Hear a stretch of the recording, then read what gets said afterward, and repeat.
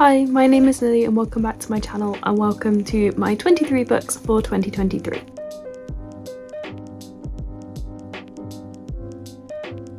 Now, this list doesn't include the books that I am planning on reading for vlogs. So I have a couple of themed vlogs that I'm planning for this year, and I'm not including those in this because A, that'll kind of spoil the vlogs, and B, I'm going to be reading them anyway for those vlogs. So these are books that I, in general, have owned for a while but haven't read, and so I really want to try and get to them in 2023. As per usual, I have cheated a little bit because some of these are going to be like, I want to read this whole series rather than just one book. So it'll be a mixture of standalones, books in series, final books in a series, and entire series that I want to read. But it's still like 23-ish. First up, we have Loveless by Alice Oseman. This is a YA contemporary and it came out in 2020. I actually had it pre-ordered and I got it when it first came out and I was so excited, and then I got too scared to read it, which will be a bit of a theme with some of these books. So this book is about Georgia, who is going to university, and she has always kind of struggled with not feeling any romantic or sexual attraction to anyone, but she decides that when she gets to university she wants to start trying to date and to find love. But while she's there, she hears about the term asexual aromantic and starts to explore whether actually she was never meant to be in a relationship. This is very highly rated. A lot of my Ace and Arrow friends have said that it's really, really good. I do really want to read it, obviously, because it's on this list, but it's one that I've been scared to read because I find sometimes Alice Oseman contemporaries can be a bit hit and miss. I've absolutely loved some and found others kind of mediocre, so I've been scared I won't enjoy this one. And I also didn't want to read it while I was still at university because it felt kind of weird, but hopefully I'll read it this year now that I'm getting into more sort of emotional reads. Number 2 is Mina and the Undead by Amy McCall, which is the first book in the Mina and the Undead series, and I really want to read this to know if I want to continue the series. This came out in 2021 and is a YA horror paranormal mystery style book. This is about Mina, who is 17 years old, who lives in England, and she grew up in a place called Whitby, which is near to where I went to university, and it's known for its goth and vampire festivals. She goes to visit her older sister in New Orleans, and while she is there, she stumbles across a dead body with puncture marks in its neck, and it's holding a lock of hair that looks like her sister's hair. And so she wants to try and find out what's happened to this girl before her sister gets framed for something she didn't do. And it's basically a vampire horror book. It sounds amazing. I keep meaning to read it during spooky season and then completely forgetting that it exists during spooky season, so I kind of just want to read it whenever I feel like it. And it's one that I have been eyeing up recently, so I think I might be reading it soon. Number 3 is Spin the Dawn by Elizabeth Lim, which is a YA fantasy that came out in 2019. This is about a young woman whose father is a tailor, and one day her father gets invited to take part in a competition for the emperor to create 3 impossible magical gowns for him, and whoever wins gets to become the imperial tailor, and she decides to go in his place and pretend to be him and compete in the competition. It is pegged as a crossover between Mulan and Project Runway, which are 2 of my absolute favourite things growing up. So this one is one that I have thought about reading for a really long time, and I never bought it for myself, and then one day I was gifted it, I think, for a birthday, and it's one that I think I talked about buddy reading with people and then it's kind of never happened, and it's just one that just kept ending up being put off, and it's been sat on my TBR cart for a while now, and I've been leaving it on the TBR cart because I want it in view so I know where it is and it reminds me to read it soon. So hopefully I get to it soon. I actually really want to read it soon because I'm in the mood for that kind of fantasy at the moment. Number 4 is Scarlet by Marissa Meyer. This is the second book in the Lunar Chronicles series. I think there's 4 books. I actually do own all of the books, and so I do want to try and finish the series this year. I read the first book kind of on a whim, and I absolutely loved it. And I then immediately went and ordered the other 3 books because I knew I wanted to finish the series, and then I just never got around to it because I was kind of scared that I wouldn't love them as much as I thought I would. So this year I really want to read them all. I'm thinking about possibly doing a vlog where I reread the first book and then read the others, but I'm not sure. So that's why it is in this list, but I won't really tell you much about the second book because it would potentially be spoilers for the first book, but yeah, that is one that I really want to finish this year. Number 5 is A Darkling Plane by Philip Reeve. This is actually the final book in the Mortal Engines quartet. It first came out in 2006, but I haven't owned it since then, don't worry. So I started reading this series when the movie adaptation of book 1 was made. I wanted to read the first book before I watched the first movie, and I absolutely fell in love with this series.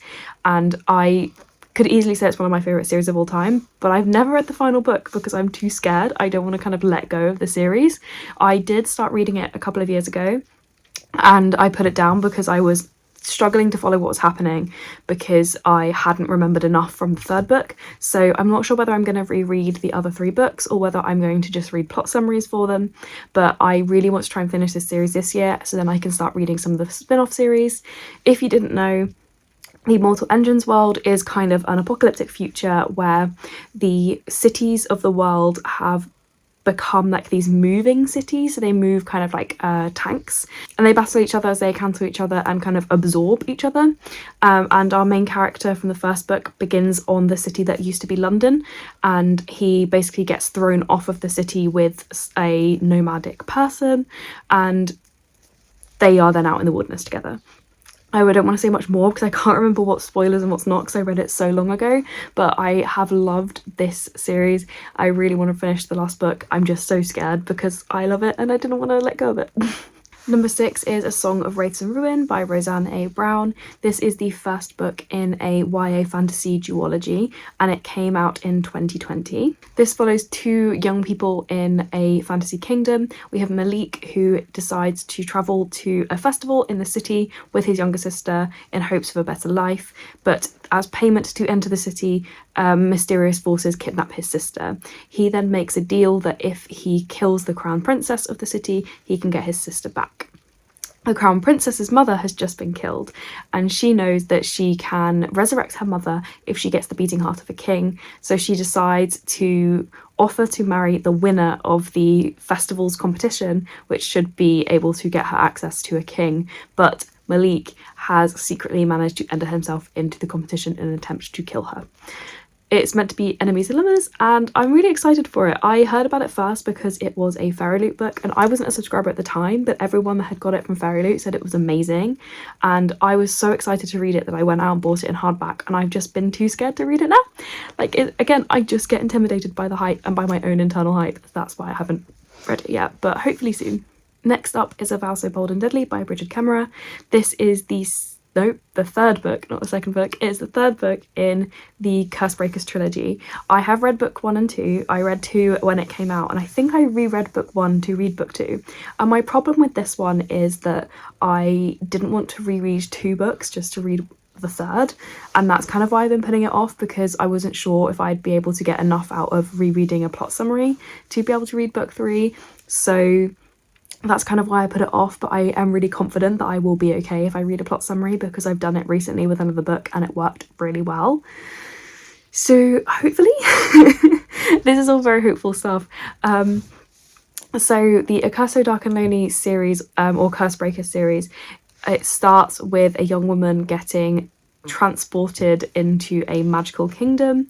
In this magical kingdom, we have a prince who is cursed to turn into a beast, and he has to try and find someone to fall in love with him to prevent that from happening. And he has been kidnapping girls from the mortal world for years trying to do this, and this is his last chance. So it is a typical Beauty and the Beast retelling plot summary, but it is a really unique story and I loved it. So I am really looking forward to the conclusion to the trilogy, because book 2 was very different to book 1 and really turned some of the plot points on its head, but we shall see. Number 8 is A Winter's Promise by Christelle de Boll. This is one that I don't know much about, but I bought purely for the cover, and so I really want to read it soon because I want to know if I want to read the rest of the series. Number 9 is the A Darker Shade of Magic series. I have read book number 1, but I want to read books 2 and 3 because I think I already own both of them. I bought some special editions of them because I really enjoyed book 1. And I know there's going to be some more books, but I think V. Schwab has said that they're separate arcs, like 2 trilogies that connect but are kind of separate at the same time. So I really want to finish the 3 books that are out now. I think the reason I didn't was because, again, it's one where I couldn't remember much from the first book by the time I acquired books 2 and 3, so I was kind of intimidated and wasn't sure if I'd be able to read them very easily, but hopefully I can try and read them soon. Number 10 is Skyward by Brandon Sanderson. This would be my first Brandon Sanderson book if I did read it, but I have not read it yet. Skyward is his first sci-fi series, and it is his first YA as well, I think. So it's a YA sci-fi. And I got this in my FairyLoot box back when I was a YA subscriber many years ago. I think it was 2020. Oh my god, it was 2018, not 2020. Anyway, And it's one that I really want to read, but I'm worried because it's Brandon Sanderson, he's so popular, that if I don't like it, it's gonna be awkward. But I have a couple of the books in the series now because people have given them to me as gifts, so I do think I'm going to read them soon. I don't know if the whole series is out yet, but I want to try and read what I have and see if I want to carry on. Ooh, Maggie, careful. And see if I want to carry on reading this series. Number 11 is Girls of Storm and Shadow by Natasha Yang. This is the second book in the Girls of Paper and Fire series. I loved book 1 and I, again, really want to try and finish this series. I owned book 2 and 3 because I decided even if I don't love book 2, I want to find out how it ends. So this one is set in an Asian-inspired fantasy world. In this world, there are different castes of people. There are the demons, who are the highest caste. There are the half demons, who are kind of in the middle, and then the humans, who are the lowest caste. And every year, the demon king, takes 8 paper girls from the paper caste, which are the humans, to be kind of his concubines. This year, he takes on a 9th, who is our main character, thanks to her golden eyes. So she then enters training to become one of his paper girls, but while she is there, she begins to fall in love with one of the other paper girls and starts to try and figure out what happened to her mother, who was also taken many years ago. This trilogy is really, really unique and such a cool world and cool setting, but also super harrowing. So I think the reason that I put off reading book 2 was because book 1 was kind of sad, and I wasn't quite ready for book 2 yet, but I think I will be ready to read them soon. Next on my list is Good Omens by Neil Gaiman and Terry Pratchett. This is one that I have been wanting to read for a really long time, and I acquired a copy a while ago, but again, it's an intimidation thing. I am so scared that I'm not going to like it. I have never read a Terry Pratchett, so that's part of what makes me nervous as well. I love Neil Gaiman, but even Neil Gaiman books I find hit and miss. I hated American Gods, but I love Stardust and Neverwhere, so it's one of those where I'm really nervous that I'm not going to like it, and because it's so hyped, that makes me extra nervous. But I have some hope, and I really want to read it so I can then also watch the TV series, because I don't want to watch the TV series first. So we'll see. This one is a fantasy that is about the end of the world is supposed to happen next Saturday, and this is about the events leading up to that. I don't know much more than that. I know there is a devil and an angel who are kind of working together, and that's kind of it. Next is the Jade City series by Fonda Lee. This is an adult urban fantasy that is kind of Godfather-esque. It is about rival gangs in this urban fantasy world that are going to war, and what will happen if the war happens, basically. I really want to read at least the first book to see if I like it, because I have the special editions from Fairy Loot here, and then if I don't like them, I will sell them on. So I really do want to read them soon so that I can know if I want to keep these books or not. But I love those special editions so much, I decided to just go for it, and hopefully I will love these books. The next one is perhaps my most shameful, and that is Kingdom of Ash by Sarah J Maas. I know, this came out in 2018, I still haven't read it. I've actually attempted to read this more than once. I tried to read it when it first came out, and I couldn't remember enough from any of the other books to follow what was going on. So I have now twice reread all of the books before it, except Tower of Dawn, in an attempt to read it, and found that if I haven't reread Tower of Dawn, I don't follow enough to be able to read Kingdom of Ash. And then I leave it so long to reread Tower of Dawn, because I hate it, that I then do not feel able to read Kingdom of Ash. So this year we're hoping to do another reread of all the books, but include Tower of Dawn this time, even though I hated it, so that I can finish the series. And it doesn't help as well that people have told me that the final book is a bit of a letdown, so I'll hopefully read it eventually. I don't know how to summarise the Throne of Glass series without spoilers, so if you're interested in it, go look it up, but it is Sarah J Maas, so I'll be surprised if you haven't heard about it yet. Next is Once Upon a Broken Heart by Stephanie Garber. This is a spin-off from the Caraval series, which is one of my favourite series of all time. It came out in 2021 and I haven't read it yet because I am so worried that I will not enjoy it as much as Caraval. This follows the Prince of Hearts from the final book in the Caraval series, and he's not my favourite character from that series either, which is part of the reason why I also feel nervous. But this one is also about a girl named Evangeline who has a great love, but when she finds out that this man that she loves is going to marry someone else, she makes a deal with the Prince of Hearts. He promises to help her in exchange for 3 kisses at the time and places of his choosing. When he starts cashing these kisses in, she realises that she doesn't really know what she actually bargained for. It sounds fantastical and amazing, but The parts of Caraval that I loved will not happen in this book because what I loved about Caraval was Caraval. So that's part of the reason why I'm nervous. And Finale was probably my least favourite of the Caraval books. So I'm worried that Stephanie Garber won't deliver for me here, but we shall see. Then we have These Violent Delights by Chloe Gong, which is a YA historical fantasy. This is a Romeo and Juliet retelling, which is why I am putting it off, because I wasn't actually going to read this book originally because I don't like Romeo and Juliet retellings. I find them kind of icky, but someone, some point in time, had convinced me that I would like this, so I bought it. But now I can't remember who it was or what they said to try and convince me, so I am really not in the mood for this book. But I'm going to try it because I really want to know if I'm going to like this series and read the rest of it. I think it's a duology.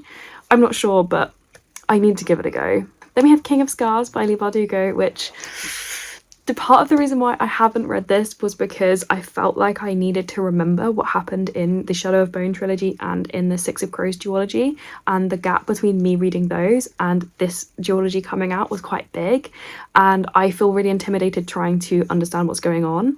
But I do really need to read it because as much as Shadow and Bone wasn't my favourite, I love Six of Crows, and apparently the King of Scars and Rule of Walls books are more aligned to her writing style from Six of Crows. So I do really need to read this, and I can't give you a summary because it will be spoilers for Shadow and Bone / Six of Crows, but just trust me that I really need to read it. Next is another Elizabeth Lynn book, and that is Six Crimson Cranes.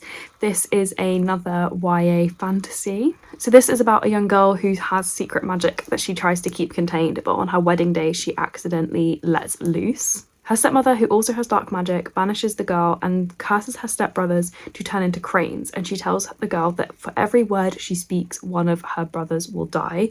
So she now is speechless and has to go on this journey to rescue her brothers, who are the cranes. This one, I honestly don't know why I've not read it yet.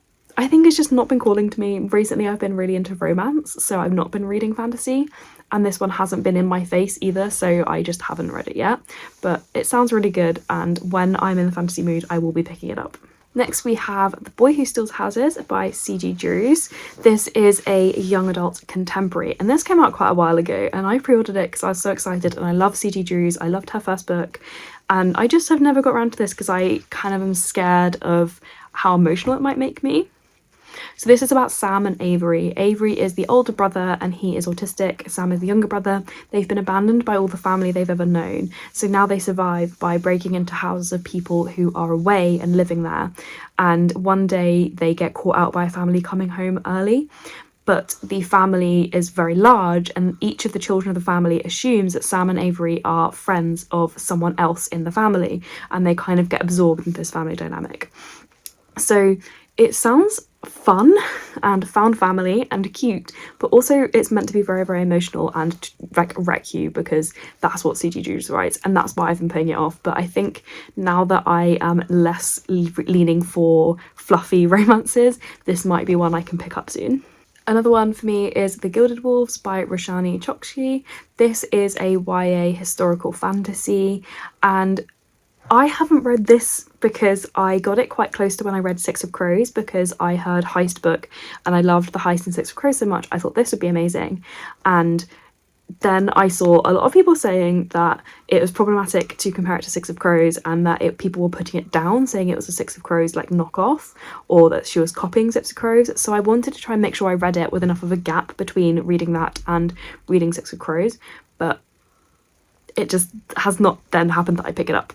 I also think I have the audiobook for this one, so I might try the audiobook, but I've definitely had enough of a gap now between this and Six of Crows that I should be able to pick it up soon. Number 22 is The City of Brass by S.A. Chakraborty. This is an adult fantasy, and it is inspired by Middle Eastern mythology and folklore. So this one is about a young woman who pretends to be like this spiritual mystical healer and have like these magical powers and commune with a jinn, but she doesn't actually. But then one day she accidentally summons a jinn and gets taken to their land, and that's where the story goes. I did actually try to read this at one point, and I soft DNF'd it because I wasn't in the mood for it at the time. So I really want to give it one more try this year, so I know whether I want to keep the books and continue reading this series or whether it is a full hard DNF for me. And finally, we have XOXO by Axio. This is a young adult romance. This one is about a young girl who is a cello prodigy who really wants to get into a prestigious music school. One day she meets a boy at a karaoke bar and decides to let him like whisk her away on this fantastical, amazing night, but then he disappears after that without a word and she never hears from him again. She then goes to South Korea with her mother, and while she is there, she's enrolled in this elite arts academy while she is in Korea, and that's when she meets the boy again and finds out he's actually a member of a K-pop boy band and is not allowed to date. So it is a romance, it is a YA romance, so obviously it's chill, but it sounds really cute and it sounds really fun. I haven't read a romance set in South Korea before, so I'd really like to read that. I've been getting more into K-pop recently, so I'm quite interested in reading more K-pop themed books, so yeah, hopefully that is good. So those are my 23 books for 2023, and the purpose of this video is for me to then look back at the end of next year, or the end of this year I guess, to see whether I read the books and what I thought of them. So hopefully in a few months time you'll be seeing that. But also I really wanted to actually go through my TBR and pick out the books that I'm most excited about and remind myself of them, because some of these have been buried for a while and I'd forgotten about them. So hopefully I get to them all soon and you'll see them on this channel. And yeah, let me know if you've got any books that you particularly want to read this year in the comments, and if you've read any of the books that I've mentioned, whether you think I should read them, what your thoughts on them were, non-spoilery of course. But yeah, thank you so much for watching. If you like this video, please give it a like, consider subscribing to see more content from me, and all of my social media links are in the description below. Thank you again for watching. Bye!